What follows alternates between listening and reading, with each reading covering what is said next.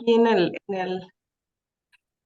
el Zoom de amenidades que no he explorado y la de grabación que antes estaba muy a la mano, ya la pusieron hasta el fondo, entonces me cuesta trabajo encontrarla, pero ya estamos grabando. De cualquier manera, esperaremos unos minutos a que se sumen más personas de los gabinetes. Si nos pueden ir diciendo también quiénes andan por acá. Hola, Leti.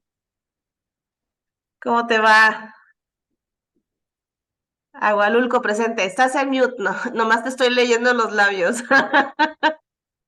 Buenos días, Gaby y ¿Cómo? Laura. Gusto saludarlas. Gracias, igualmente. Acá anda la Fer también. Fer, buenos días. Buenos días, ¿Dónde Copula. andas, Leti? Ah, ya te vi. Buenos días. Buenos días. Yo pensé También por ahí vi a Rodolfo. yo pensé Acá está. que ya sabían que Bodecón era mi correo. No. Muy bien. Ya estoy ubicando que cuando se conecta Vodecon eres tú.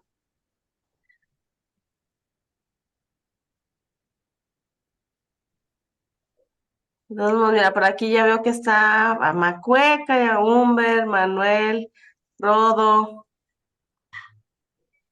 Hola, Angelina, buenos días a bienvenidas. todas, a todos.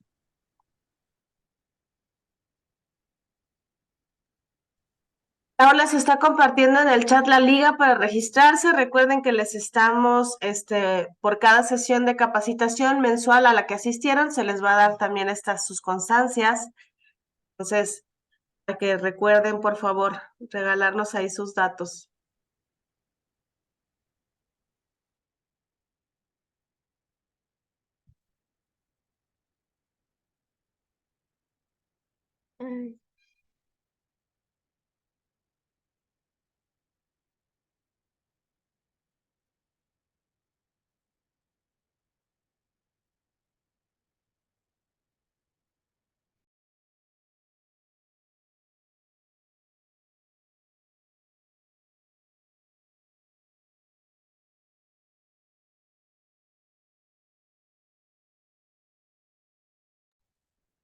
Muchas gracias por hacerse presentes, aunque sea por el chat, aunque no tengan cámara o micrófono, que nos hagan saber si nos escuchan bien, si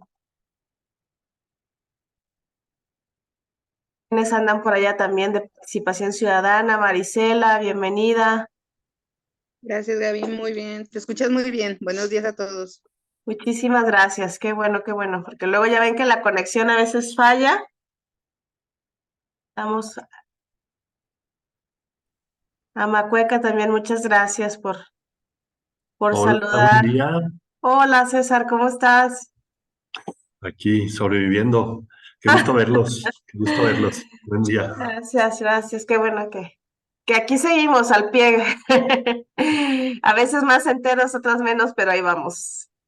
Excelente. ¿Qué tal, doctor Rodolfo, maestro Rodolfo?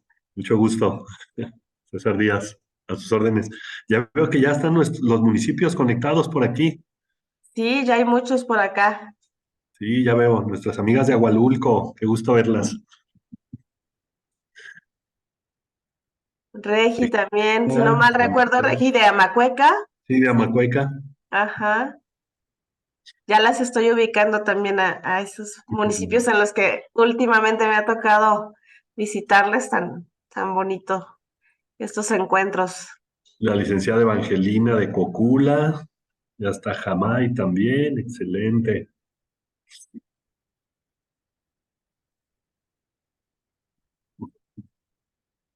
Amay siempre muy dinámicas también, muy participativas. Pues muchas gracias también al equipo de la Secretaría que se va sumando. Yo creo que damos un par de minutitos si les parece y comenzamos. De cualquier manera, si se van a sumar, pues en un ratito más se pueden incorporar. Nada más por aquello de quienes todavía veo que Norma como que su audio todavía no se conecta. Vamos a ver si con este espacio de un par de minutitos ya se alcanzan a conectar. Marcia, ¿cómo estás? ¿Nos escuchas? Ahí, Roberto. Sí, sí, los escucho. Buenos días. Aquí estamos presentes. También Muy Amahueca ya buenos está días. presente. Buenos días.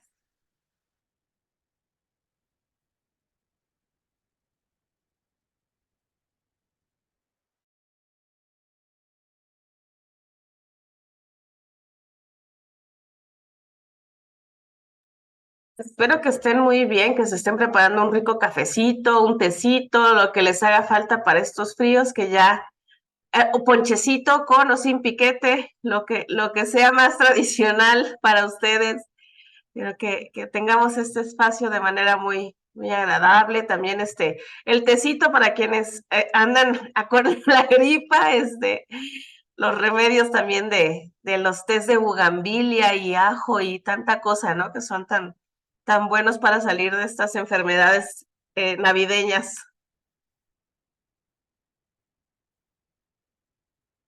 Bueno, y la miel también, que es ingrediente imprescindible en estas temporadas.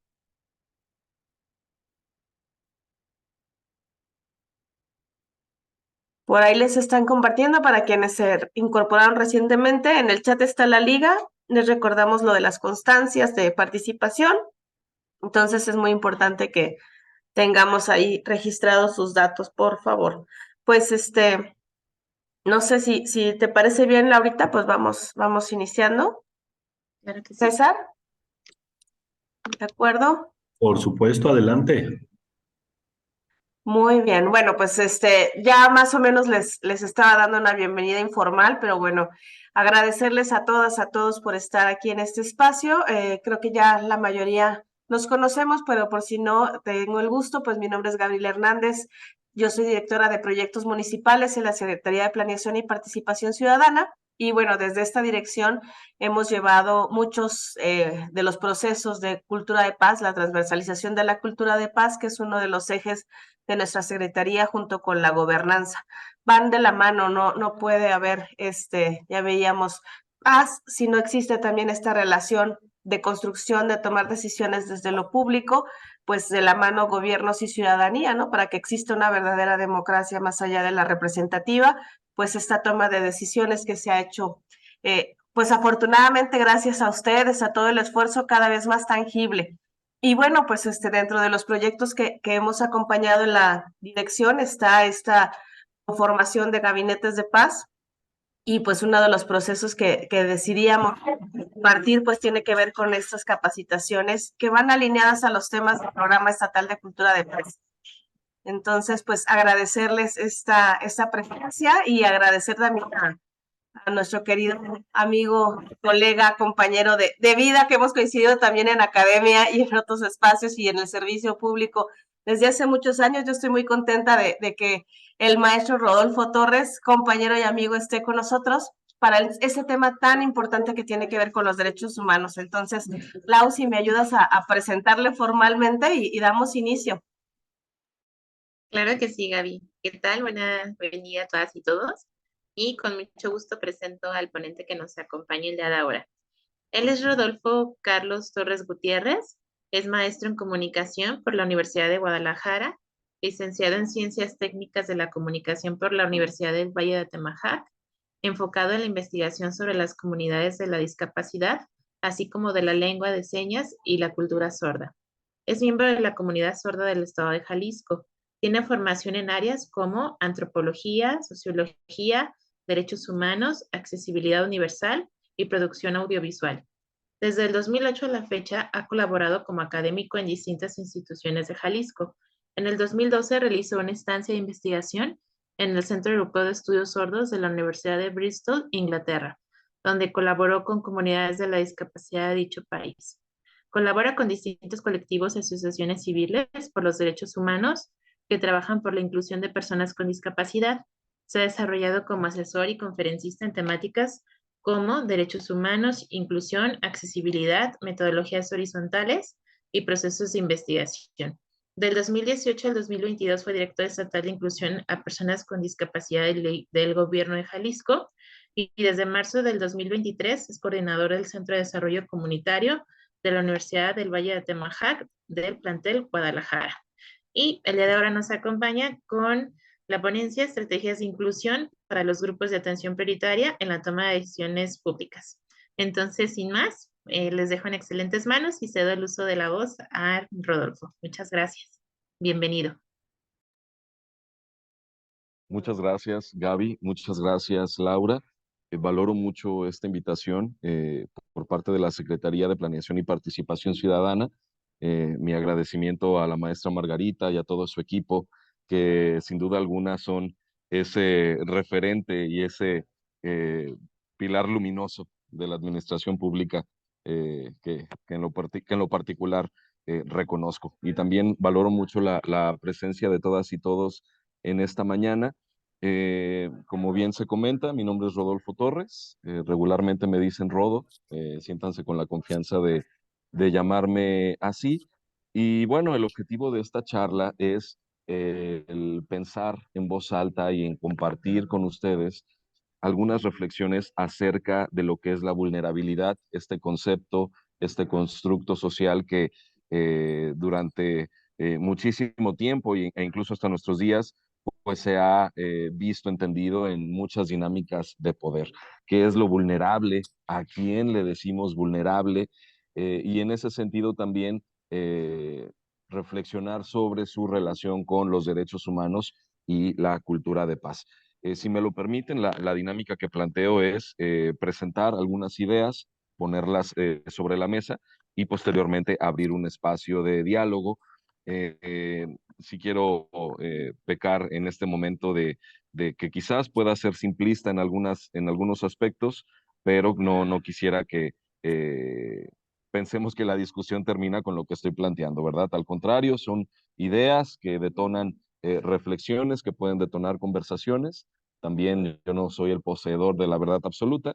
Lo que planteo es desde algunas vivencias personales, algunas profesionales, y sé que desde la experiencia de este grupo podrá salir algo muy positivo. Les saludo desde Ciudad Juárez, Chihuahua. Ahora me encuentro por acá con un clima bastante bonito. Y bueno, me permito compartir pantalla. No sé, Laurita, Gaby, si me dicen si se está Se ve viendo. muy bien ya la proyección. Muy bien. Bueno, esta charla se titula Grupos históricamente vulnerables y su relación con los derechos humanos. Reflexionar un poco sobre el contexto que tenemos en nuestro país y algunas consideraciones para trabajar estos temas. Y bueno, ¿desde dónde digo lo que digo? A final de cuentas, cada uno de nosotros somos resultado de nuestras historias y nuestras experiencias. Me foco en dos pilares, el personal y el profesional. Desde el personal, bueno, te comparto, yo soy hijo oyente de padres sordos. A personas como un servidor se nos conoce como HOPS, HOPS, HOPS, o CODA, en inglés, Children of Deaf Adult, y somos aquellas personas que nacemos en el seno de la comunidad sorda, que nuestra lengua de señas, perdón, que nuestra lengua materna es la lengua de señas mexicana, no el español, y en ese sentido, pues desde muy pequeños fungimos como intérpretes de nuestros padres. En mi caso, tuve la fortuna de tener padres activistas que desde los años 60, junto con su generación, buscaron la dignificación de la lengua de señas, los derechos de las personas con discapacidad y el derecho a tener un idioma. Esta parte es muy importante señalarla y pues bueno, este ejemplo a mí me deja más que marcado, ¿no? Las personas que crecemos en el seno de la comunidad sorda y que propiamente no somos sordos, pues tenemos esta cuestión identitaria muy marcada. Desde los primeros días de vida nos damos cuenta de las barreras a las que se enfrentan nuestros padres.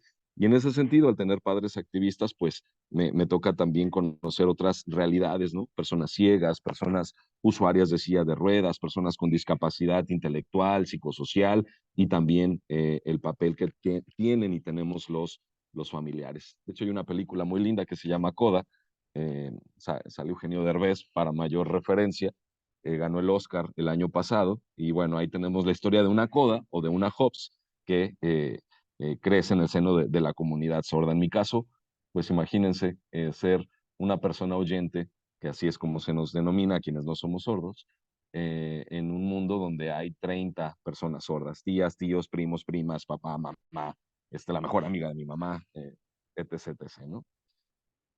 Desde el lado profesional, que no dista mucho del personal, pues mi carrera la he enfocado en estos temas de inclusión, de derechos humanos. Tuve la gran fortuna de formar parte del equipo de trabajo que generó el modelo de inclusión a estudiantes con alguna discapacidad en la Universidad de Guadalajara, de manera muy específica, estudiantes con discapacidad auditiva, y pues desde este proceso creamos el reconocimiento institucional a la lengua de señas por primera vez en la historia de la UDG en el año 2015, imagínense. Y pues si hacemos memoria, la lengua de señas en nuestro país es una lengua oficial reconocida en el 2005. Antes del 2005 no se tenía este reconocimiento. Antes del 2005 la lengua de señas era perseguida, prohibida, maltratada, invisibilizada, ¿no? Datos para la anécdota. También he trabajado como voluntario, casi no comento esto, pero creo importante hacerlo visible, porque lo que no se dice no existe. He trabajado también en algunos grupos para la concientización sobre los derechos de las personas con VIH. Ahí también hemos generado experiencias de acompañamiento y una labor muy, muy importante, un grupo bastante discriminado y presa de muchos prejuicios. Formo parte de la comunidad LGBTIQ+ del estado de Jalisco, y desde ese activismo, ¿no? Heredado, construido, asumido, también nos hemos enfocado, un servidor y otros colegas, otras colegas también, en empoderar a personas LGBTIQ+ que tienen alguna discapacidad y que por distintos motivos también pues se ven rezagadas, excluidas, excluidos. Y en ese sentido, pues la vida nos ha dado la oportunidad de coincidir, aprender, compartir desde lo más horizontal posible, y que se nos ha permitido con distintas comunidades, muchas de ellas rezagadas, excluidas, invisibilizadas, y mucha de esta información, muchos de estos testimonios son los que nos han dado pie a generar charlas como la que hoy tenemos aquí con ustedes, ¿no? Eh, no soy dueño de toda esta información, mucho es de lo que hemos aprendido y con quienes hemos coincidido, ¿no? Y bueno, hoy vamos a reflexionar, o quiero reflexionar junto con ustedes, estos 4 grandes temas. Número 1, ¿qué es la vulnerabilidad? ¿A quién o a quiénes nos referimos cuando hablamos de grupos vulnerables? Platicar de un serio problema que tenemos en nuestro país llamado discriminación, como segundo punto. Tercero, pensar, reflexionar qué son los movimientos sociales en relación con estos conceptos. Y finalmente, cómo implementar de una manera práctica, desde mi realidad, un enfoque de inclusión y de derechos humanos. Y bueno, vamos con el primer tema. La vulnerabilidad. ¿Qué es? ¿A quién o a quiénes nos referimos cuando decimos vulnerables? Hay muchos fans de la Real Academia de la Lengua Española, ¿no? Vayamos empezando por ahí. El término vulnerable significa, es un adjetivo para empezar, ¿no? Que se aplica a personas que pueden ser heridas o que pueden recibir una lesión, ya sea física o moral. Es alguien que está en un peligro, que está expuesto a ese peligro, y vaya, puede ser físico, psicológico, emocional, ¿no? Vulnerabilis es una palabra, ¿no? De la cual se deriva el concepto de vulnerabilidad, que nos habla de esto, ¿no? La posibilidad de ser herido, ¿no? De estar expuesto a. Y este concepto, el de la vulnerabilidad, el ser vulnerable, pues se ha aplicado a personas que socialmente, culturalmente se han considerado frágiles, se han considerado débiles, se han considerado sensibles o indefensas. Y se ha entendido, o malentendido, diría yo, desde una palabra, desde un posicionamiento muy personal, se ha malentendido como un atributo o cualidad o característica per se de la persona, ¿sí? Ah, es que es una mujer o es una niña, es una joven, es una persona con discapacidad, entonces son frágiles, son débiles, son sensibles, son indefensos. Esta clasificación se hace desde una cuestión de poder, donde yo soy fuerte, donde yo tengo todo el poder, donde yo soy el que decide, el que manda y el que ejecuta, el que tiene agencia. Y quien no cumpla con esas características, pues es todo lo contrario, ¿no? Es alguien dependiente, alguien que necesita ser apoyado, alguien que necesita ser cuidado. Y cosa curiosa, ¿no? Porque si nos ponemos a reflexionar sobre la fragilidad o la debilidad o la sensibilidad, pues son situaciones que vivimos todos los seres vivos, todos los seres humanos. Estos términos, creo, se han entendido desde una cuestión de poder, desde una cuestión de privilegio, donde hay alguien que clasifica y define, ¿no? ¿En quién o en quiénes se ha aplicado este concepto? Bueno, a todos aquellos grupos que por alguna u otra razón no han tenido esta presencia o visibilidad pública. Existen muchos conceptos, algunos se parecen. Aquí me gustaría hacer énfasis. Eh, Actualmente se habla de grupos en situación de vulnerabilidad o de grupos prioritarios y no de grupos vulnerables o grupos minoritarios. ¿Por qué hacemos esta distinción? Porque cuando yo digo que hay un grupo vulnerable o hay un grupo minoritario, estoy enfatizando esa cuestión de poder desequilibrada. Cuando yo digo que hay un grupo minoritario vulnerable, refuerzo ese entendido de que son débiles porque así les tocó ser o porque es una característica propia de su realidad, cuando no es que ellos en sí lo sean, sino que más bien ha sido la cultura, el contexto, las relaciones humanas que les han definido de esa manera. En muchos espacios, ¿no?, de política pública, espacios académicos, se ha buscado utilizar los términos que están en color azul. Grupos en una situación de vulnerabilidad. ¿Por qué situación? Porque puede ser algo que puede ser atendido, puede ser prevenido, y podemos llevar a esas personas a otra condición de empoderamiento, de fuerza, de orgullo, o grupos prioritarios para evitar caer en estos sentidos que son negativos o que refuerzan esta idea de la debilidad, ¿no?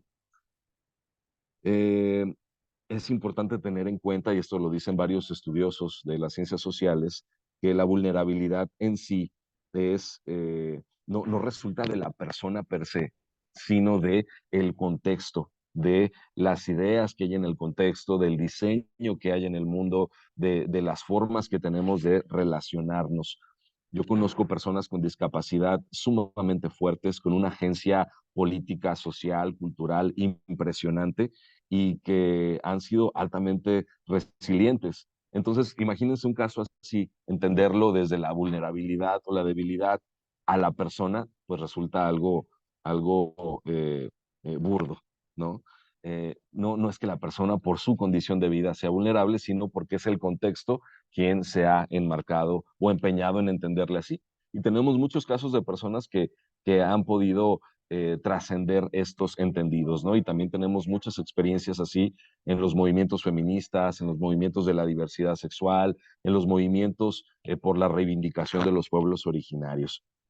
Y bueno, los grupos sociales en situación de vulnerabilidad, y esta es una definición que viene en la legislación a nivel federal, nos dice que son núcleos de población y personas que por diferentes combinaciones, perdón, por diferentes factores o la combinación de ellos, enfrentan una situación de riesgo o de discriminación que no les permite tener un nivel de vida pleno y óptimo, ¿no?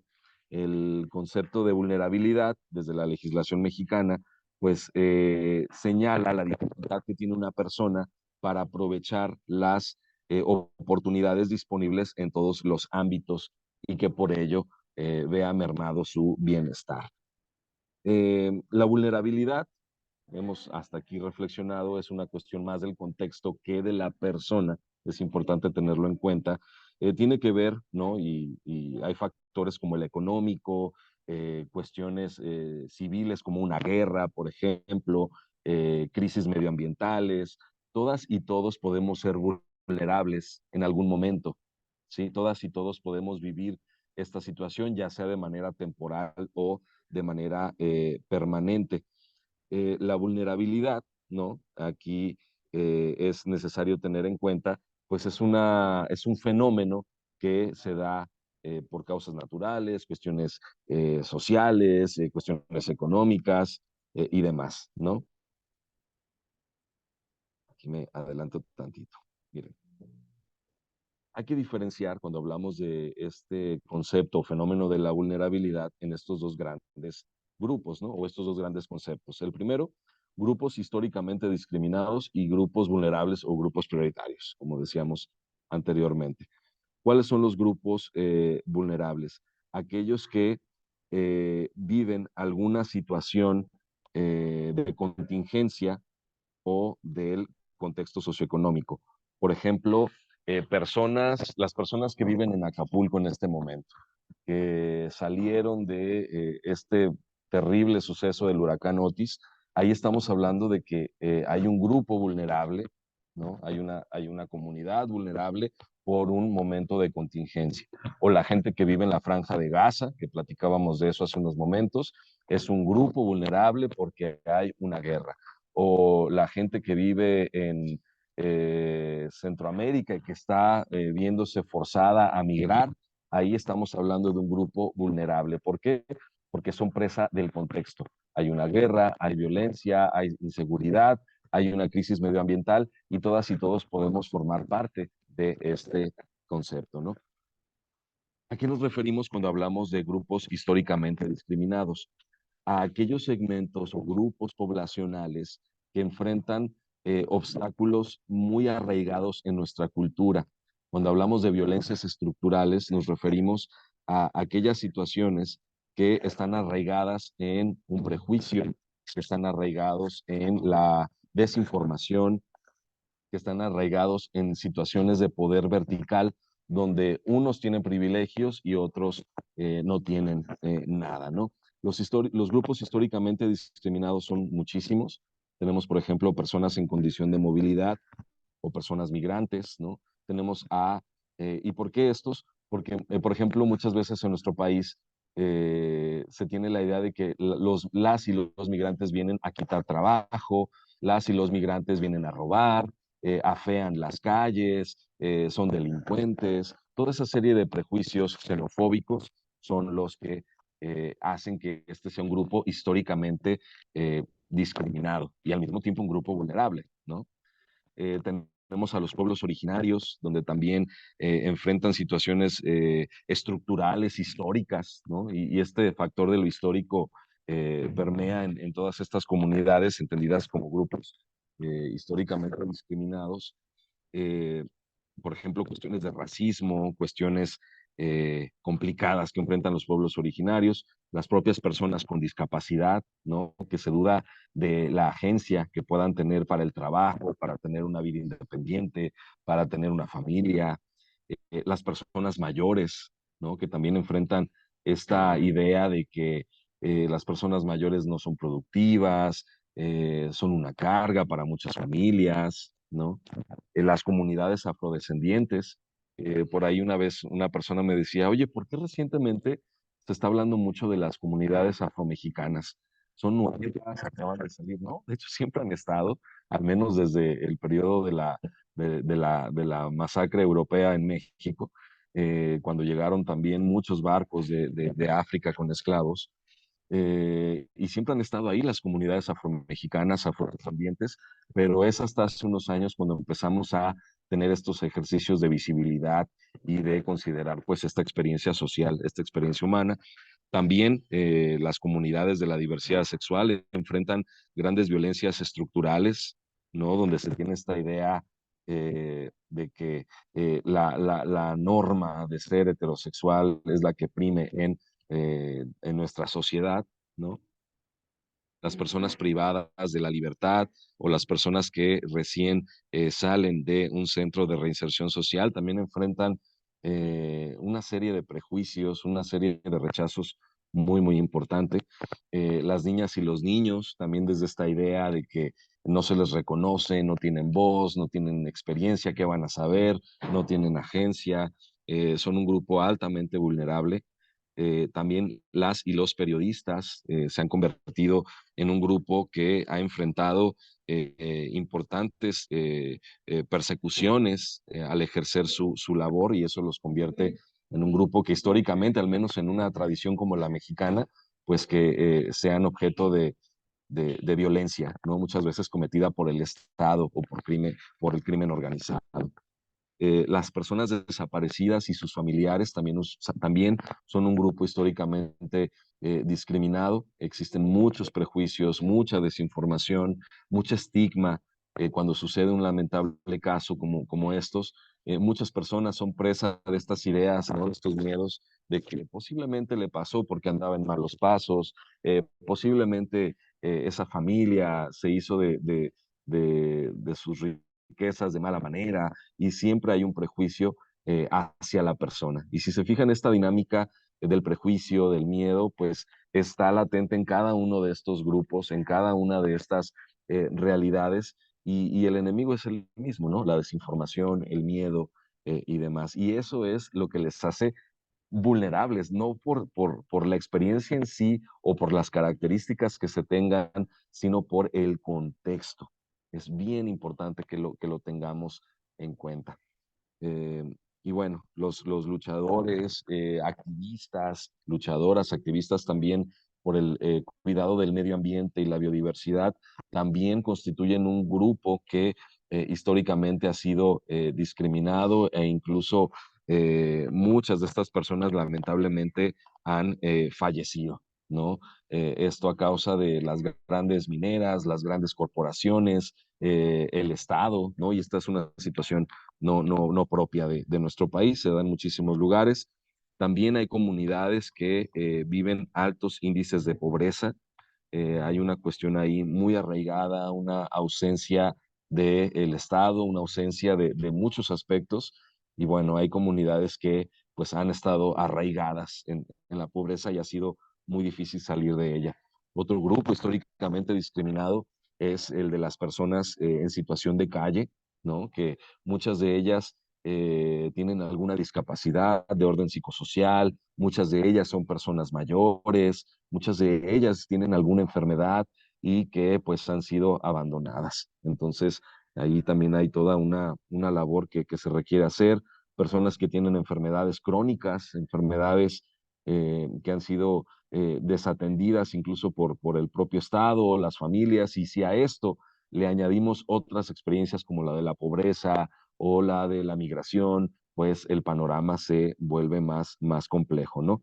Ahí tenemos un listado de estos grupos históricamente discriminados que, si se fijan, la relación entre el concepto de grupos en vulnerabilidad, como el caso del huracán Otis o de las personas en la Franja de Gaza, y estos grupos que históricamente han vivido la discriminación, la vulnerabilidad, pues la línea es muy delgada, porque puede haber gente de estos grupos que también estén viviendo una vulnerabilidad mayor. Por ejemplo, una persona con discapacidad, usuaria de silla de ruedas, que viva en Acapulco en estos momentos. Ahí la vulnerabilidad es todavía más grande, ¿sabes? O una persona, por ejemplo, me tocó hace unos meses, una persona sorda de Ucrania que estaba de vacaciones aquí en México. De pronto se da el conflicto en aquella parte del mundo y aquí nadie podía entenderle, ni en el Instituto Nacional de Migración, ni en la Comar, ni en la Dirección de Atención a Personas Migrantes. Entonces ahí recurrimos pues a la lengua de señas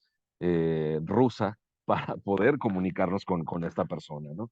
Entonces, fíjense cómo estos dos conceptos que eh, son diferentes en sí, están íntimamente ligados, y en el entendido, pues, de que la vulnerabilidad es un concepto que, eh, insisto, tiene que ver con el contexto y no con las personas. Si los contextos estuviesen fortalecidos, preparados, con herramientas, con enfoques de género, enfoques de inclusión, enfoques de accesibilidad, pues ya no estaríamos hablando de esto, ¿no? Y en todos estos grupos, tú me preguntarás, por qué no se señaló a las mujeres? Porque en todos estos grupos están las mujeres. Entonces, imagínense aquí también esta experiencia de género tan importante y tan necesaria, ¿no? Tomo como caso el de las personas con discapacidad. Por ejemplo, una mujer, una niña, una joven con discapacidad en México es 8 veces más violentada y más vulnerable que una mujer sin discapacidad en nuestro país. A mí ese dato me escandaliza y sobre todo por el terrible fenómeno que estamos viviendo hoy en día en México y el ver que hay muchas mujeres, muchas niñas con discapacidad que ni siquiera tienen la oportunidad de verbalizar lo que están viviendo, las violencias que están atravesando, pues es escabroso. Y es también una señal de alerta para que como instituciones, como ciudadanas y ciudadanos, pues hagamos lo propio en la atención a esta población. Hablamos pues de vulnerabilidades múltiples, ¿no? Como hemos constatado. A esto le podemos también entender o decir como interseccionalidad. ¿Qué es la interseccionalidad? Son esos lentes que puedo yo tener en este momento para entender que una persona puede vivir múltiples violencias, múltiples vulnerabilidades. Y es ahí donde, insisto, el tema no es la persona, sino los contextos a los que se está exponiendo. Por ejemplo, una persona con una persona migrante, imagínense que provenga de El Salvador y que genera una discapacidad en el camino. Ahí ya está enfrentándose a violencias muy fuertes. Uno, por ser migrante y dos, por recién haber adquirido una discapacidad. Si a esto le añadimos que esa misma persona forma parte de la comunidad LGBTIQ+, ahí estamos viendo que se enfrenta a otro tipo de violencias, a otro tipo de manifestaciones excluyentes. Y ahí está el reto, ¿no? En los puntos de cruce, en las interseccionalidades, para que podamos tratar a las personas con dignidad. El paraguas que requerimos, y desde mi punto de vista para entender estos temas, se llama dignidad. Es el paraguas de la dignidad, el paraguas de la cultura de paz, donde se reconoce a todos los seres humanos como valiosos. Incluso hasta el Papa Francisco, quien sea católico o católica, lo señala, ¿no? Todas las personas, verdaderamente todas las personas, hace el énfasis, son valiosas ante los ojos de Dios. Entonces, en ese sentido, es importante que lo tengamos en cuenta. Otro de los grupos, ya no lo comenté y posiblemente esté no nombrando alguno que se me haya ido, otro de los grupos pues es también el de las comunidades religiosas. En nuestro país existen muchas otras confesiones más allá de la mayoritaria, que es la católica, y que muchas de estas pueden vivir también procesos de discriminación y de invisibilidad, ¿no? Y bueno, ahí tenemos una definición de la interseccionalidad. Es la interacción de dos o más factores que definen a una persona, ¿no? Etnia, raza, género, ubicación geográfica. No podemos entender esto de manera aislada. Eh, y lo digo así porque de pronto hay mucha gente que por ejemplo, ¿no? Y lo comparto, en el tema de inclusión a personas con discapacidad, dice, sí, claro, aceptemos a las personas con discapacidad, claro, seamos incluyentes, pero se molestan cuando hay temas de diversidad de género o diversidad sexual, o les incomoda ya cuando está presente el tema de pueblos originarios. O sea, si vamos a hablar de inclusión y de derechos humanos y de cultura de paz, hay que entrarle con todo. De pronto yo he visto en redes sociales, seguramente ustedes también, que hay gente que pone, hablar con la E no es incluyente, mejor deberían de aprender lengua de señas o braille.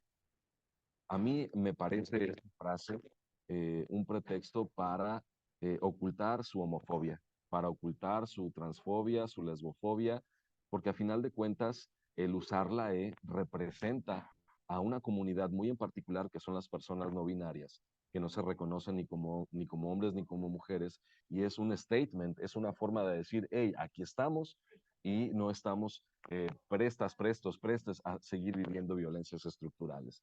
Entonces, un grupo humano así lo exclama y no tendríamos por qué agarrar de pretexto a la inclusión de personas con discapacidad para ocultar estos prejuicios homofóbicos o transfóbicos, ¿no? Es una opinión muy personal, pero sin duda alguna lo reafirmo cada vez más. Si vamos a ser activistas o si vamos a trabajar temas de inclusión, hay que trabajar la inclusión desde todos los ámbitos. Implican el respeto a todo ser humano, con las características que tenga, con las condiciones que tenga, con los requerimientos que tenga. Y si no sé, poder preguntar, poder trabajar en conjunto. Esta lógica vertical en la que nos hemos entendido de que nosotros desde el privilegio resolvemos, desde donde estamos, elegimos, decidimos, es lo que nos ha tenido en estas coyunturas tan fuertes. Hoy por hoy la situación tiene que ver más con un diálogo horizontal, donde reconocemos características propias unos de otros, donde veo mi humanidad en el otro, en la otra, y ese otro, esa otra, ve su humanidad en mí, donde le comparto y me comparte, donde nos compartimos y generamos un espacio para todas las personas. Suena fácil, claro, suena bonito, claro. El reto es implementarlo. En muchos espacios se habla de que promovamos la cultura del encuentro, de que promovamos la cultura del diálogo, la cultura de la paz, pero mucha gente lo hace solo con comunidades o personas que le son afines. Ahí el reto es, si le vamos a entrar al tema de la paz, al tema del encuentro, al tema de los derechos humanos, hagámoslo a conciencia y como debe de ser. Si yo defiendo férreamente los derechos de personas con discapacidad, también lo haré de pueblos originarios y también lo haré de las mujeres y también lo haré de las niñas y los niños y de las juventudes y de las personas mayores y de quienes sea necesario. Porque aquí lo que está en juego es la dignidad. Entonces, la dignidad tiene muchos matices, ¿no? Considerando lo que hemos platicado hasta el momento. Ahí tenemos un ejemplo, ¿no? De interseccionalidad, más allá de los que ya he comentado. Aquí está el caso de una mujer que vive una discapacidad, que al mismo tiempo tiene una condición de salud mental, por ejemplo, una depresión crónica, ideaciones suicidas, ¿no? Y otros factores sociales, es migrante, porque está huyendo de manera forzada de la localidad en la que vive. Esa persona está viviendo muchas vulnerabilidades. Y bueno, eh, es valioso que cuando estamos hablando de estos temas, pues tengamos herramientas, ¿no? Sobre todo nosotras y nosotros y nosotres como promotores de paz. Una de ellas, desde luego, ya lo habrán visto, ¿no? Y si no, lo verán con la gran Laura y la gran Gaby, que es la Agenda 2030 de Objetivos para el Desarrollo Sostenible. Y un principio fundamental de esta agenda, avalada por la Organización de Naciones Unidas, es el que nadie se quede atrás, ¿no? Ahí tenemos los distintos ODS. Uno de ellos tiene que ver con la paz, precisamente el número 16, paz, justicia e instituciones sólidas. Y en los temas de diversidad humana, yo siempre he dicho, ¿no? Habrá aspectos, habrá personas, habrá ideas, gustos que a lo mejor no te gusten, pero existen y como tal tienes que respetarlos, porque así como los respetas, te van a respetar. Y además la gente está contigo sin ti o a pesar de ti. Entonces, eh, está en ti también, ¿no? El decidir y el asumir la responsabilidad de vivir en un mundo polarizante y generar esa polaridad, o el generar un espacio de encuentro donde podamos estar todas y todos. Aquí hay algunos instrumentos también, ¿no? La Comisión Económica para América Latina y el Caribe, CEPAL, nos invita a que hagamos esta reflexión, ¿no? ¿Qué papel pueden desempeñar las instancias de desarrollo social, ya sea de gobierno, ya sea de asociaciones civiles, en temas de vulnerabilidad, entendiendo esta, insisto, no como una característica de la persona o de un grupo, sino como el resultado de un contexto que no reconoce la diversidad? Nos hacen aquí también varias preguntas. ¿Qué políticas de inclusión social y laboral podemos desarrollar? Y esto no nada más es una tarea del gobierno, también lo pueden implementar universidades, lo pueden implementar organizaciones civiles, equipos de trabajo, proyectos, barrios, etc., etc., ¿no? Un aspecto clave para el trabajo de la vulnerabilidad, ¿no? Sobre todo de quienes están ahí, pues es el del empoderamiento, generar espacios seguros, espacios donde las personas puedan sentirse plenas, donde se sientan orgullosas de ser quienes son y que puedan contrarrestar esos discursos que a través de la historia han estado muy arraigados, como por ejemplo estos iniciales, ¿no? De que pobrecito, tú no puedes, pobrecito, estás enfermo, pobrecito, estás chuequito, pobrecito, eres jotito, pobrecita, pobrecito, y así nos podemos ir, y mucha gente a lo largo de su vida ha escuchado todo eso, y obviamente eso tiene una repercusión en la autoestima impresionante. Aquí se trata de que en estos espacios de empoderamiento, espacios seguros, donde se generen lazos de sororidad, de fraternidad, se puedan contrarrestar esas narrativas, se puedan ir atendiendo esas heridas, sanarlas y el entendernos unas a otras, unos a otros como promotores de paz, ¿no? Promotoras de paz. Eh, Vamos al segundo tema, ya son más cortitos, y perdonen si soy muy redundante o me hago bolas, es un ejercicio también de pensar en voz alta. Yo regularmente hablo mucho sobre inclusión a personas con discapacidad, pero sí cuando me extendieron esta invitación, pensé que no era suficiente quedarnos solamente con discapacidad, sino ampliar las posibilidades pues a algo más intrínseco como lo es la dignidad humana, ¿no? En nuestro país tenemos un serio problema llamado discriminación. ¿Qué es la discriminación? Es ese acto que rechaza abiertamente la diferencia.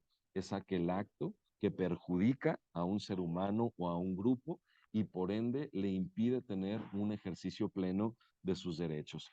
Y este rechazo toma en consideración algunos de estos factores, ¿no? Como la orientación sexual, género, edad, religión, origen étnico, idioma, talla, nacionalidad, condición de discapacidad, ingresos económicos, lengua o incluso fenotipo, ¿no? Las características físicas, el tono de piel que podamos tener las personas. Y este rechazo puede ser desde muy sutil, pasivo-agresivo, diría yo, o como diría mi abuelita, y perdón por la palabra, chingaquedito, hasta cuestiones muy lamentables, ¿no? Que terminan en violencia o asesinato. La discriminación se arraiga en prejuicios, en miedos, en desinformación, en dinámicas muy arraigadas en nuestra genética cultural que ya ni siquiera percibimos. La discriminación justamente habla de estas violencias estructurales. Una violencia estructural, ¿cuál sería? Por ejemplo, desde que llego a un lugar y para ingresar al lugar hay un escalón. A lo mejor tú entras, subes, bajas y el escalón ni lo das por en cuenta y lo subes y lo bajas. Pero ese escalón para una persona usuaria de silla de ruedas representa una barrera, representa un obstáculo que le impide ingresar, que le impide recibir un servicio, que le impide participar. Ahí hablamos de una violencia estructural que para mucha gente es invisible, es inadvertida, pero para otra resulta toda una odisea, ¿no? O también personas que viven alguna situación de orientación sexual, por ejemplo, donde a mí me lo han dicho, ¿no? Con esa voz, qué desperdicio, ¿no? Por ejemplo, como si fuese un desperdicio humano el formar parte de la comunidad LGBTIQ+, o lo he visto también en cuestiones de sueldos. Por un mismo trabajo, en muchos lugares se le paga más a un hombre que a una mujer, los llamados techos de cristal que poco a poco se van rompiendo, pero que sin duda alguna evidencian esta situación invisible, ¿no? Llamada discriminación, llamada violencia estructural. Y la discriminación como tal, claro que puede llevar a la pérdida de vida, puede llevar a que las personas mm, se sientan no apreciadas, no valoradas en el lugar en el que se encuentran. Nuestro país es de los pocos que tiene un trabajo muy serio en temas de discriminación. El INEGI lanza la encuesta nacional sobre discriminación. Este año presentó los resultados de este trabajo que se hizo a lo largo del 2022. Les voy a dejar aquí la liga para que lo consulten a detalle. Y aquí nada más quiero enfatizar algunas cosas. Imagínense este dato. La percepción y la denuncia de actos discriminatorios aumentó de 2017, que fue la encuesta anterior, a 2022, que es la más reciente. Imagínense, estamos hablando de que la cifra aumentó, al menos más de 20 millones de personas señalan haber sido objeto de discriminación.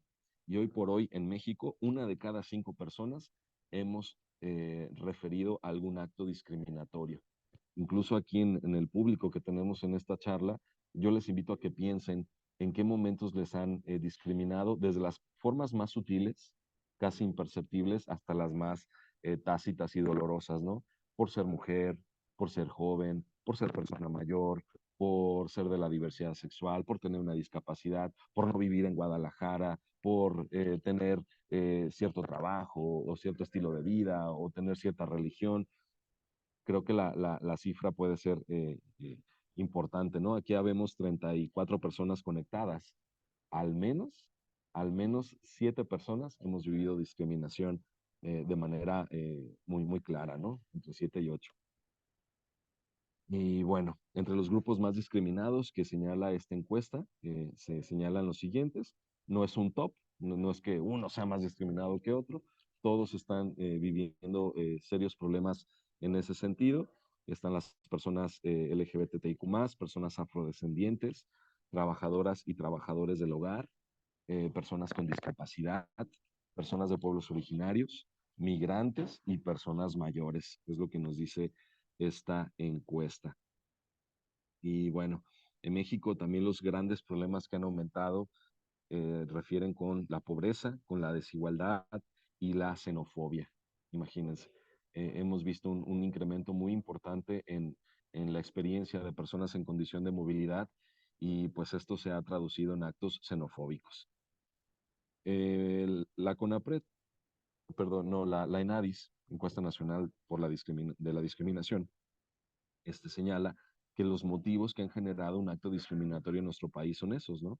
El origen étnico nacional, el color de piel, que muchas veces yo recuerdo, ¿no? Que decían, no, en México no somos racistas. Pues sí, sí somos racistas, desde las frases, desde las conductas, desde muchos aspectos, ¿no? Otro aspecto que ha generado discriminación es el sexo, el género, la edad, la discapacidad, condición de salud, condición social, económica, condición mental, condición jurídica, ¿no? Hoy por hoy a mí me da tristeza todavía escuchar comentarios que dicen, ay, no, es que esa persona se acaba de divorciar, como si estuviéramos en el siglo XIX, ¿no? O, ay, no, es que esa persona acaba de salir de la cárcel o tiene un familiar en el centro de reclusión. Todavía son prejuicios en muchos lugares, ¿no? La religión también es un tema que ha generado discriminación y la apariencia física. Por ejemplo, muchas personas, ¿no? Que tienen modificaciones corporales permanentes, también viven un aspecto muy, muy fuerte en términos de discriminación. Y bueno, la discriminación tiene muchas caras, ¿no? Digamos que el paraguas se llama discriminación, violencia estructural, y cuando se aplica a cada uno de estos grupos, tiene un nombre en específico. Por ejemplo, xenofobia, ¿no? Se refiere a ese rechazo a las personas en condición de movilidad, personas extranjeras, personas que provienen de otros lugares. El racismo, ¿no? Que se aplica por cuestiones de esta idea de que hay una raza mejor que otras, ¿no? Un color de piel mejor que otros. El machismo, esta idea vertical donde todo gira en torno al hombre y el hombre es quien da forma y decide, no las mujeres. La homo, lesbo, bifobia y transfobia, perdón, todo lo relacionado a la diversidad sexual, ¿no? Donde el ideal es la vida heterosexual, el heteropatriarcado, ¿no? Como muchas veces se ha señalado. El capacitismo, ¿a qué refiere eso? Es ese rechazo a las personas con discapacidad, es esta idea de que son ángeles que vienen a enseñarnos a valorar la vida, de que son objetos de asistencia social, son el pretexto para ser un buen cristiano, y se duda de las aportaciones que puedan tener al desarrollo de nuestra sociedad, ¿no? Son actitudes capacitistas. El clasismo, todo lo que tiene que ver con cuestión económica, social, ¿no? Es que yo vivo en tal colonia y las personas que viven en tal otra, aguas, cuidado. Ese tipo de expresiones, ese tipo de ideas. La gordofobia también es un tema que está siendo cada vez más visible, ¿no? Hacia este rechazo hacia la diversidad de cuerpos, donde se piensa como ideal y único aquel que tiene ciertas características y ciertas particularidades. El edadismo, todo lo relacionado con cuestiones de edad, que aplica tanto para personas mayores como para jóvenes, niñas y niños, adolescentes, ¿no? El sexismo, muy relacionado al machismo también, el cosmopaletismo, ¿no? Que también es una situación que está siendo cada vez más visible. Por ejemplo, son ese rechazo a lo propio. Un ejemplo muy notorio de esto es, por ejemplo, personas que les gusta mucho presumir de sus viajes y utilizan muchas palabras en inglés y sienten ser de una condición o de un espacio que pues no es en el que se encuentran. Un caso, una anécdota, hace muchos años en la Ciudad de México, estábamos varios colegas y algunos, no colegas conocidos que también estaban ahí, pues decían, oigan, ¿no se sentirían más cómodos si empezamos a hablar en inglés? Estando en la Ciudad de México, estando en la Condesa, y empezaron a hablar en inglés varios, siendo mexicanos, pero pues muchos de ellos con esta presunción de haber viajado al extranjero, de estar más cómodos con referencias del extranjero y pues queriendo vivir eso en este contexto, ¿no? A esa actitud se llama cosmopaletismo. La teofobia también es ese rechazo a lo relacionado con las religiones, los dioses y a quienes las practican. Y en el caso de nuestro país, pues el racismo es una violencia estructural bastante arraigada, prácticamente desde los orígenes de la nación mexicana, ¿no? Entendida como la fusión de las experiencias de los pueblos originarios, principalmente la mexica, con la europea, en específico la española, y ese proceso de mezcla, ese proceso de mestizaje, pues también trajo consigo estas ideas, ¿no? De verticalidad, donde lo europeo está por encima de la experiencia de los pueblos originarios de Mesoamérica, donde lo europeo es lo civilizado y la experiencia de los pueblos originarios, pues relacionadas con ideas de lo salvaje, ¿no? Entre comillas. Y ahí obviamente, pues viene esta idea vertical en el pensamiento, ¿no? De que la religión europea es mejor que las religiones que aquí se profesaban y esta imposición, esta opresión que ha perdurado hasta nuestros días, ¿no?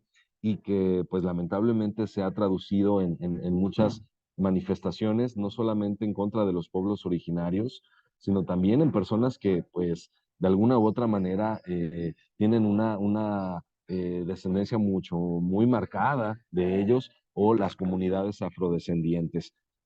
Y es importante reconocer, y así lo establece nuestra Constitución, México es un país plural, es un país donde tenemos infinidad de lenguas, no de dialectos, como por ahí de pronto se dice. Dialecto es una palabra que no reconoce la valía gramatical de otras configuraciones lingüísticas.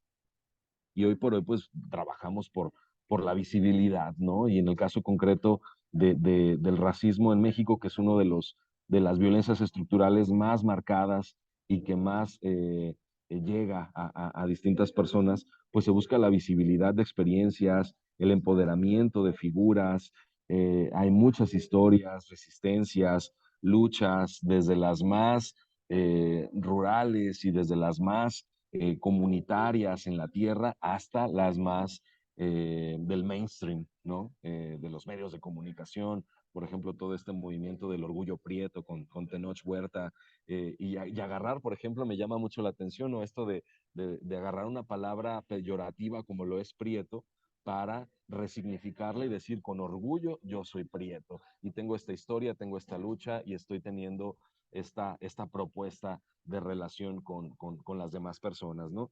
Y así existe en cada comunidad el orgullo disca, por ejemplo, el orgullo chueco, el orgullo joto, el orgullo en muchos sentidos, que es tomar palabras que nos lastiman, que nos hieren y transformarlas en emblemas de identidad, porque al hacerla propia, pues le quitas todo afán violento con el cual muchas veces se te dice, ¿no? También todo lo que se ha generado desde múltiples plataformas, ¿no? Con Yalitza Aparicio.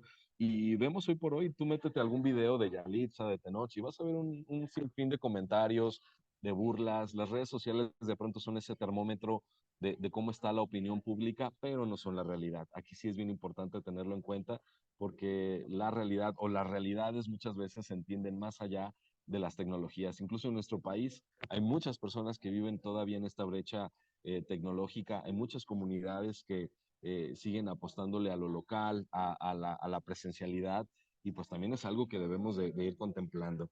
Entre los primeros esfuerzos, ¿no? Para hacer frente a esta idea del racismo, pues tenemos este lindo documento, Los sentimientos de la nación, de José María Morelos y Pavón, que él fue afrodescendiente y que pues señalaba que todas las personas, sin excepción, somos iguales.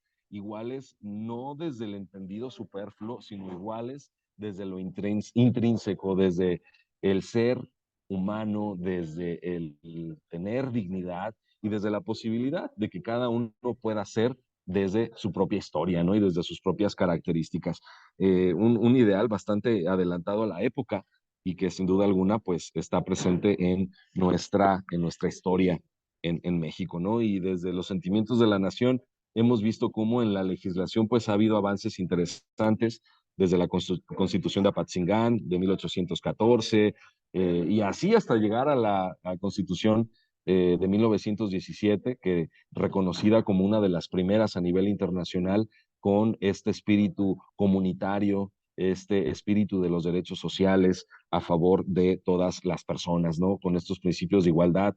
Y si tenemos esta ruta ya en los documentos y en nuestra legislación, pues no está de más que también lo llevemos a la práctica, ¿no? Creo que ese es el principal reto, el principal pendiente. México ha sido promotor de múltiples acuerdos internacionales en materia de derechos humanos, derechos de las niñas y los niños, de las mujeres, de las personas con discapacidad.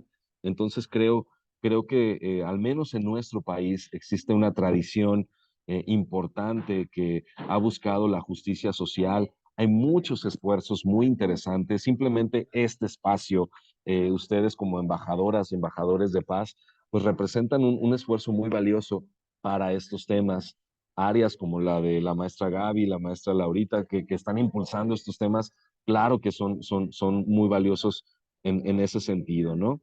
Y miren, ahí tenemos pues muchísimas, una cronología, ¿no? Muy general, desde la Declaración Universal de los Derechos Humanos.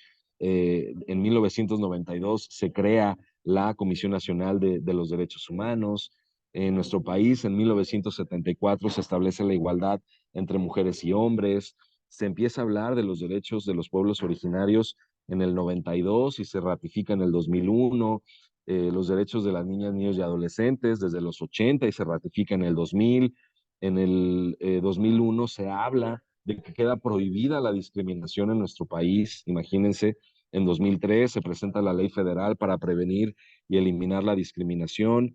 Y todo este movimiento que si bien hablábamos, ¿no? Desde José María Morelos y Pavón, por allá en el siglo 17, no, 18, ¿no? 18, si no regañen, ahorita ando con mi reloj volteado en la época de independencia, en los 1800, siglo XIX. En el siglo XIX, si bien se empiezan a asentar estas ideas, realmente tenemos poco tiempo en este movimiento, ¿no? Al menos en los últimos 50 años se ha ido ganando terreno en muchas de estas agendas, de estas áreas. En el 2003 se establece el Consejo Nacional para Prevenir la Discriminación, CONAPRED, en nuestro país, y bueno, ahí tenemos esta instancia. ¿Qué son los movimientos sociales?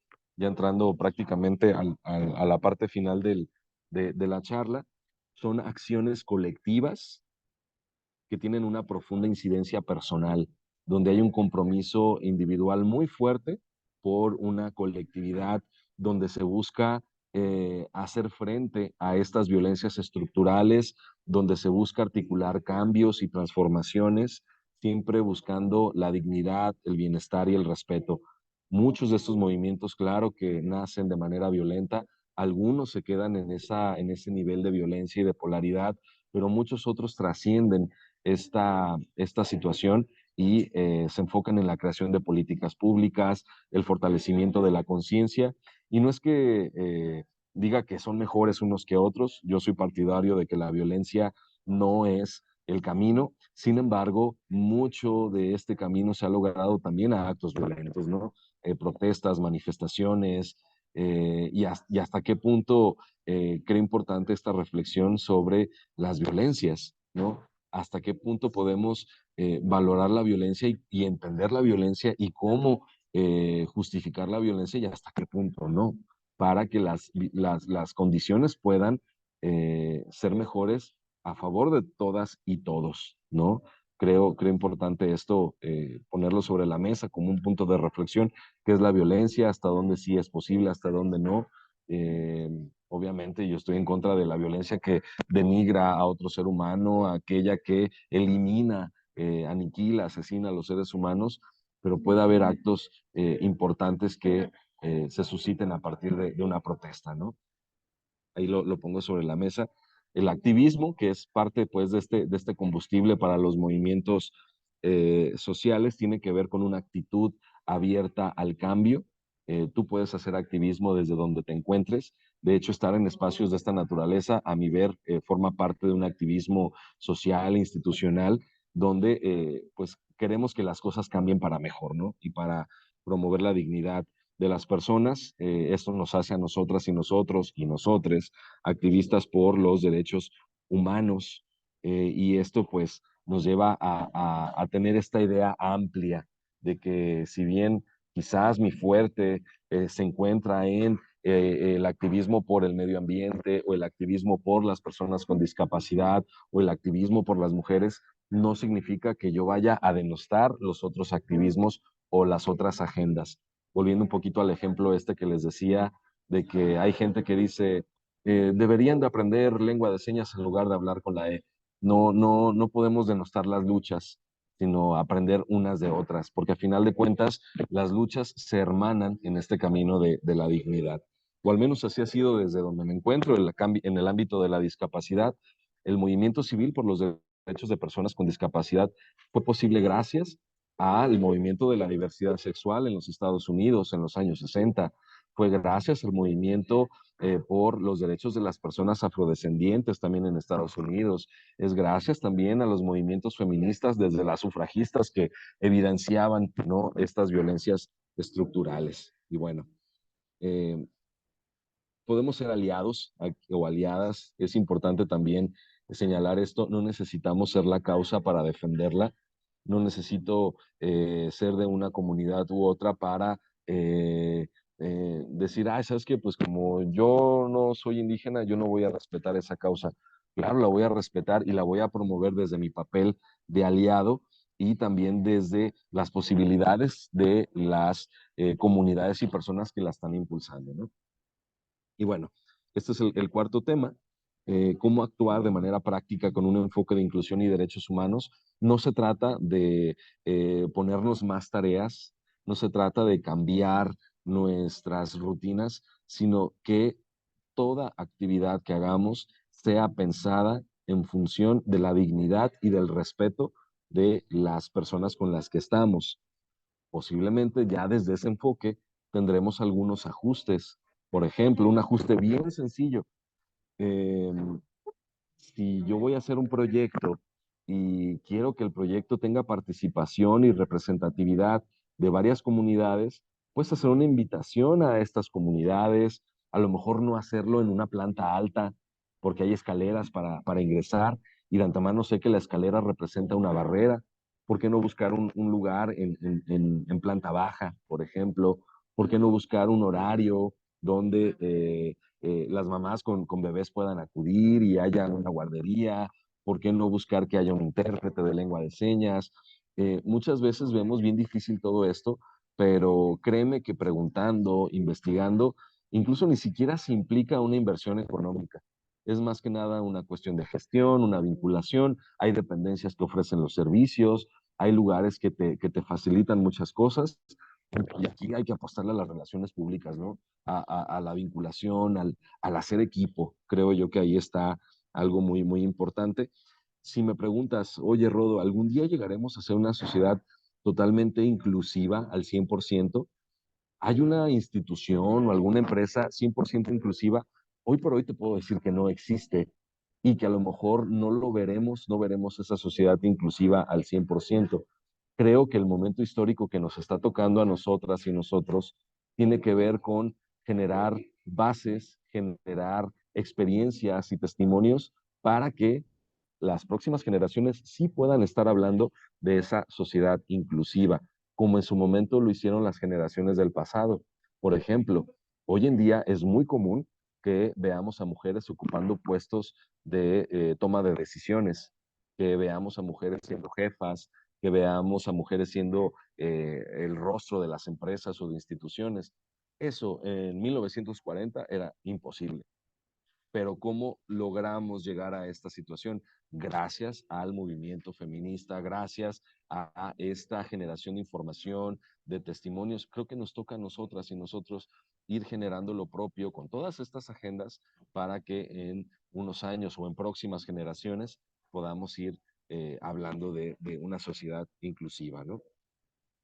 Aquí, cuando nos topamos con la diversidad, aquí le puse discapacidad, pero aplica muy bien también para el concepto de diversidad, podemos tener tres comportamientos. Yo les invito a que pensemos cuál de estos tres comportamientos es el que podemos implementar en nuestra persona y en los demás, ¿no? Richard Kapuczynski, un gran periodista, es experto en temas de diversidad, nos los ha planteado. El primer comportamiento es, si yo me topo con alguien que es diferente a mí, lo primero que puede suceder es que yo lo elimine de manera consciente, que haga como que no está ahí. Desde la ley de hielo, ¿no? De que, ay, no le voy a hablar, me da miedo, no quiero tener un contacto. Ahí hay una eliminación simbólica, consciente, hasta del hecho de eliminar a la persona, ¿no? Permitir que tenga deserción escolar, que se vaya, o lamentables casos en la historia, ¿no? Los genocidios, donde se ha aniquilado a comunidades enteras. Ese es un patrón que mucha gente tiene ante la diversidad. Está ahí, no me gusta, la elimino, de manera simbólica o incluso tácita. Dos, es decir, bueno, ahí está esa persona que es diferente, pero no quiero mucha relación o va a ser la mínima indispensable, porque esa persona se tiene que amoldar a nosotros. Entonces, imagínense el caso de una persona usuaria de silla de ruedas que llega al edificio y para ingresar hay escaleras. Ni modo, si la persona quiere entrar, pues que le cueste. Ella quiere venir. Muchas veces tenemos esta actitud, ¿no? Muchas veces tenemos este entendimiento de que la persona se tiene que adecuar a, y sobre todo en un espacio público, ¿no? Y a mí me ha tocado ver eso mucho en espacios públicos. Y tres, pues abrirnos a la posibilidad de que nos conozcan y conocer en una relación horizontal, donde generamos un espacio para ti y para mí, un espacio para nosotras, nosotros, nosotres, para las personas. Esta es una de la tercera opción, ¿no? Es una opción muy enriquecedora porque lo que tú no ves, la otra persona te lo puede enseñar. Y lo que tú ves o piensas, se lo puedes compartir a la persona. Imagínense, ahí hay una riqueza muy interesante. Obviamente puede ser la que más nos confronte, ¿no? Porque la diversidad nos confronta, pero es al mismo tiempo la que nos puede hacer más grandes. Entonces son estas tres actitudes que podemos tomar ante la diversidad. Creo que la respuesta es muy obvia, ¿no? En cuál debemos posicionarnos, y digo debemos como un compromiso social, moral, como una responsabilidad cívica y ciudadana, ¿no? De atender la diversidad, porque este lugar, como diría el Papa Francisco, es la casa común de todas y todos nosotros. Y como casa común, pues no debe haber espacio para las exclusiones. Y bueno, aquí hay un proceso, ¿no? Relacionado a este tercer punto que a mí me gusta mucho, que es el de la otredad, ¿no? ¿Qué es la otredad? Es el reconocimiento mutuo y constante de nuestras diversidades. Qué bonito es ser diferentes. El ser diferentes no es algo malo. El ser diferentes nos enriquece, nos enseña, nos permite la otredad sanar las heridas y las violencias estructurales y nos permite hablar de espacios comunes, espacios de paz, espacios de diálogo, espacios de encuentro, espacios de escucha, espacios de cuidado, ¿no? El cuidado propio y el cuidado que puedo ayudar a los demás, sobre todo cuando han vivido situaciones de vulnerabilidad por el contexto en el que se encuentran, ¿sí? Ser diferentes no es algo negativo. Y esto nos lleva a final de cuentas a vivir un humanismo práctico. ¿Qué es el humanismo? Es la idea de valorar a la humanidad desde todas sus manifestaciones. Sí, el ser humano como el centro de la vida, como el guardián de este planeta y como la conciencia manifiesta del universo, como diría Carl Sagan, ¿no? Somos la conciencia manifiesta del universo y de todas sus posibilidades. ¿Cómo puedo aplicar el humanismo día a día? Número uno, informándote. Hoy por hoy, sobre todo quienes estamos ahorita en Zoom, en Internet, no tenemos pretexto para decir yo no sabía. Podemos buscar, podemos investigar, podemos preguntar. Número uno, hay que llevarnos esta idea, ¿no? Informarme, capacitarme constantemente. Dos, asumir que la humanidad es diversa y la multiculturalidad es la llave que nos permite estar en espacios comunes, siendo y estando como nuestras historias nos lo han posibilitado. Compartir lo que estamos aprendiendo, compartir lo que tenemos con nuestras compañeras y compañeros. También esto nos lleva a velar por el cuidado del medio ambiente, por el cuidado de otras formas de vida, ¿no? Por el cuidado de los animales, de las plantas, de los ecosistemas, el que veamos que el conocimiento efectivamente pueda ser público, eh, llevarlo a esos lugares de oscurantismo, ¿no? Todavía hoy actualmente vivimos tan cegados por el TikTok, por el Instagram, por tantos videos, tantos estímulos que se nos olvida lo importante y andamos en un nihilismo ahí digital impresionante, ¿no? Procuremos en cada momento tener un aprendizaje vivencial, en tener sentido, en ser agradecidos con el momento actual que estamos viviendo. Yo agradezco mucho que me inviten a pensar en voz alta, en compartirles esto. Agradezco a cada una, a cada uno. Y eso me da un sentido, ¿no? De poder compartir y demás. Y sé que cada uno, cada una también lo puede tener. Y al menos que la diferencia se note en el metro cuadrado donde tú te encuentres. Creo que eso es algo bien importante. También el humanismo empieza desde casa, desde el autocuidado, desde procurar un equilibrio en todas nuestras áreas, un equilibrio en el trabajo, un equilibrio en nuestras relaciones, en nuestra salud, en nuestra economía, ¿no? Es importante eso. Pensarnos como las personas que somos, no como números. A mí me genera mucho ruido que de pronto andamos en la lógica de los reportes, andamos en la lógica de generar estadísticas, estamos en la lógica de ver cuántos likes me dieron, cuántas visualizaciones tuve. Por ejemplo, ahorita vemos 36 personas, pero no es el número 36. Aún así fuésemos dos, qué padre y qué bonito platicar, qué padre y qué bonito compartir. Y ahora tener la oportunidad de estar 36 personas eh, en este tema, cada una con su historia, cada una con sus opiniones, con sus convergencias, con sus diferencias, con sus coincidencias, qué bonito, ¿no? Y si no coincidimos, también qué bonito, ¿no? A final de cuentas es la persona en sí, lo valioso que tenemos. Estar al servicio de los demás, creo que ese es un motorcito del humanismo, el poder ser útiles, ¿no? El sentirnos útiles para una causa, para una persona. Creo que eso es algo importante. Comprender que el mundo tiene muchas perspectivas. Tú ves un 6, yo veo un 9, ¿no? ¿Quién tiene la razón? Pues los dos tenemos la razón, las dos la tenemos. Entonces, comprender que el mundo se puede ver de muchas formas, comprender que el mundo también funciona desde el conflicto. Si no hay conflicto y no hay violencia, sin conflicto y sin violencia, pues no hay paz, ¿no? Es el claroscuro, es el yin y el yang. Donde hay paz también hay conflicto, donde hay paz también hay violencia. Entonces es esta maquinaria, ¿no? Que necesitamos tener muy en cuenta para seguir adelante. No hay que tenerle miedo a lo complejo. Qué bonito es lo complejo, lo enredoso, y no lo veamos como una carga, como algo difícil. Es un reto, a final de cuentas, todas y todos somos complejos, ¿no? A veces darle forma a lo que sentimos y pensamos es difícil. Ahora imagínate hacerlo con los demás o con una comunidad, pero pues de eso se trata, ¿no? De que no le tengamos miedo a lo complejo, aceptar que existe.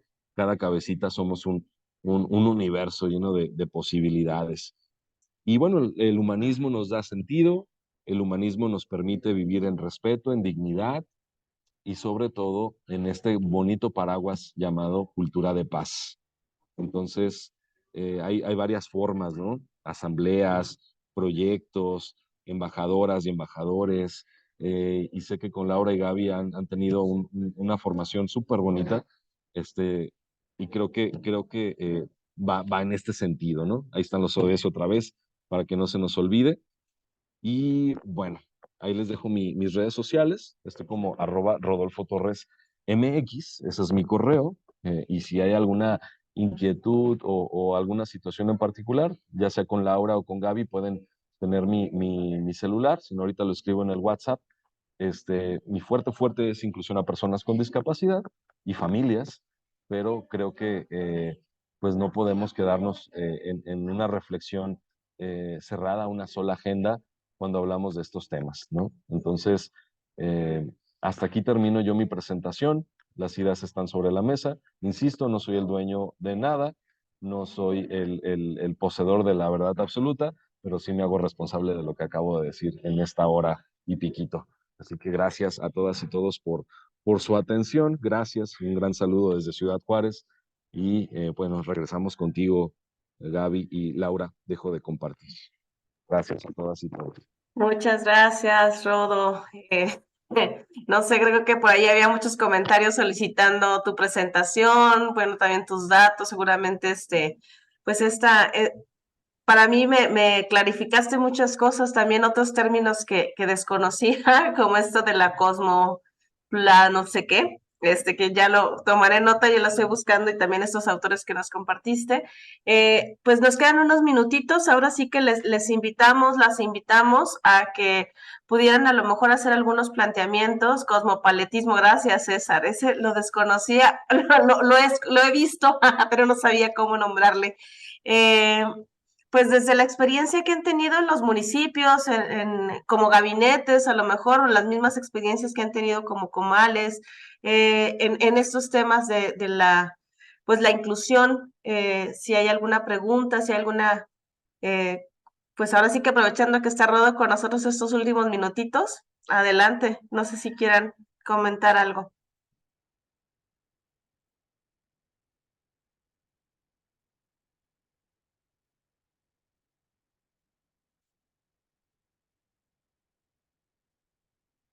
Si hay alguna respuesta también a lo que nos comparte Rodo.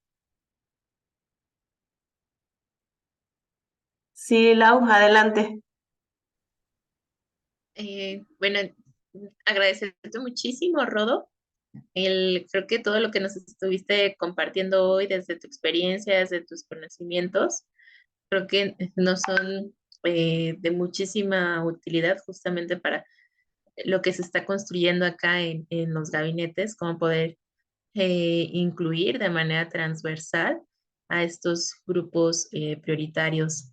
También yo hoy aprendí otra forma de discriminación, que es el cosmopaletismo. Te lo agradezco mucho, también por ahí lo voy a buscar. Y pues nada, súper agradecida contigo que hayas aceptado también venirnos a compartir. Muchas gracias. Muchas gracias, Laura. Claro que sí. Gracias, Laurita. Pues ahora sí que preguntarles, compañeras, compañeros en los municipios, si hay alguna experiencia, también alguna duda, los retos, por ejemplo, que han tenido también en sus municipios respecto a la inclusión de estos grupos prioritarios, cómo, si también cuentan con alguna, pues algún proyecto o sus proyectos que ya están trabajando como gabinete, si tienen alguna duda de cómo incorporar este componente de inclusión a sus proyectos, pues también adelante. Por acá hacemos lectura también de algunos mensajes que están en el chat, que además, bueno, Rodo nos hizo el favor de compartir su número celular. pues que es demasiado importante visibilizar los tipos de discriminación para su abordaje, así es, hacerlos visibles, creo que es un camino, importante para entonces ya poder trabajar sobre ello. César dice que le encantó el punto de partida abordando el locus de enunciación. Muchas gracias, César, también por estos comentarios.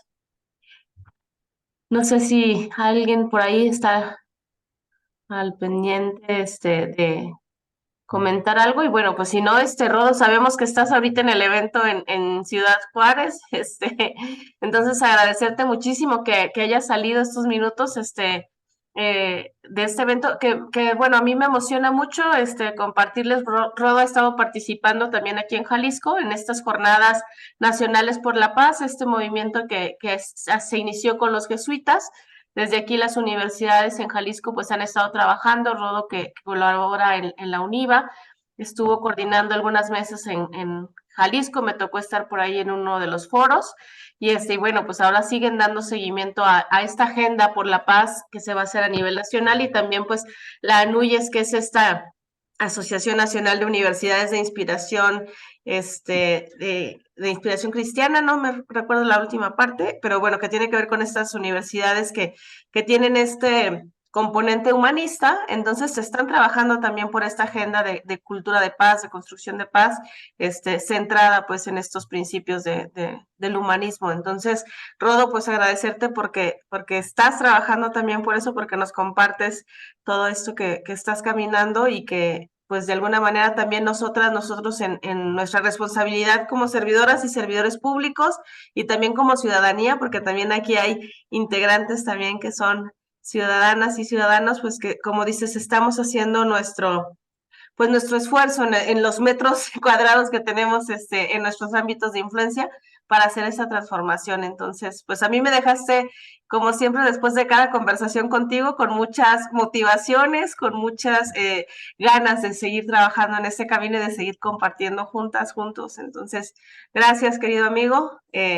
Sabes que se te quiere mucho en esta secretaría, y que, bueno, pues aquí hablan también en el chat. Voy a dar lectura nada más a los últimos comentarios. Muy interesante el enfoque de interseccionalidad también como un punto clave. Muy interesante también lo que nos compartió. Muchas gracias. La importancia también del movimiento social y la capacidad colectiva para transformarlo. Exactamente. Y eso va a estar bien interesante, cómo incorporamos los movimientos sociales o los grupos sociales en nuestros municipios. Rodo, que eres una persona inspiradora, muchas gracias, que tu trabajo es admirable. Bueno, la importancia de los términos correctos y los datos estadísticos. También creo que se hizo una presentación igual de emotiva, que también de clara y precisa con estos términos y datos, que se agradece mucho, Rodo, el tiempo que tomaste también para prepararla de esta manera. Muchas gracias, están ahí un montón de agradecimientos, les compartimos los datos. Pues si pueden prender su cámara ya nada más para tomarnos una última foto. Por ahí Lau sé que estuvo tomando a lo largo de la charla, pero bueno, pues ahorita para tener la foto del recuerdo, te la compartimos, Rodo, en un minutito. De quienes estuvimos aquí, vamos a esperar si hay alguien más que pueda prender su cámara. Manuel, creo que Participación Ciudadana de Hualulco no tenían cámara. Regi, también. Por ahí vamos a sostener, por favor, la sonrisa, porque vamos a tomar, son 2 pantallas, así que sostengan un momento la sonrisa, congélela ahí. A la primera, sigan sonriendo, porque ya va la segunda. Creo que todavía están las cámaras. Eso, a ver, Totatiche, creo que salió a la mitad, ahorita vuelvo a tomar otra de ahí. Sostengan la sonrisa. Bien, muy bien. Tenemos ahí algunas tomas, se las compartimos con mucho gusto. Por favor, si alguien falta de registrarse, hágalo por favor ahí en la liga que les pusimos en el chat, para que puedan tener su constancia de participación. Esta fue nuestra última capacitación de gabinetes de paz virtual del año, así que démonos un fuerte aplauso, y quiero un reconocimiento especial para mi compañera Laura Barraza, integrante de la dirección, que es quien se ha encargado de toda la coordinación, logística, hablar con los ponentes, preparar las invitaciones. Laurita, eres fantástica, es un placer trabajar contigo y que esta capacitación se haya logrado, pues es gracias a tu dedicación, esfuerzo y responsabilidad. Vamos, todas las grabaciones las vamos a compartir por si quieren después revisarlas también nuevamente. Si alguien se perdió alguna capacitación y la quiere ver, pues con todo gusto ahí a través de Laura estamos haciendo esta recapitulación de las grabaciones. Así que pues tenemos un material muy importante para que podamos seguirnos formando. Gracias a todos, que tengan un excelente fin de semana. Tómense su tecito, su ponchecito, su cafecito, o su tequilita, lo que les caliente el alma, para que tengan un excelente fin de semana. Un abrazo, que estén muy bien. Adiós. Hasta luego, bye. Hasta luego. Bonito fin de semana para todos. Igualmente, igualmente. Igual para todos, bonito fin de semana. Que descansen, muchas gracias. Bien.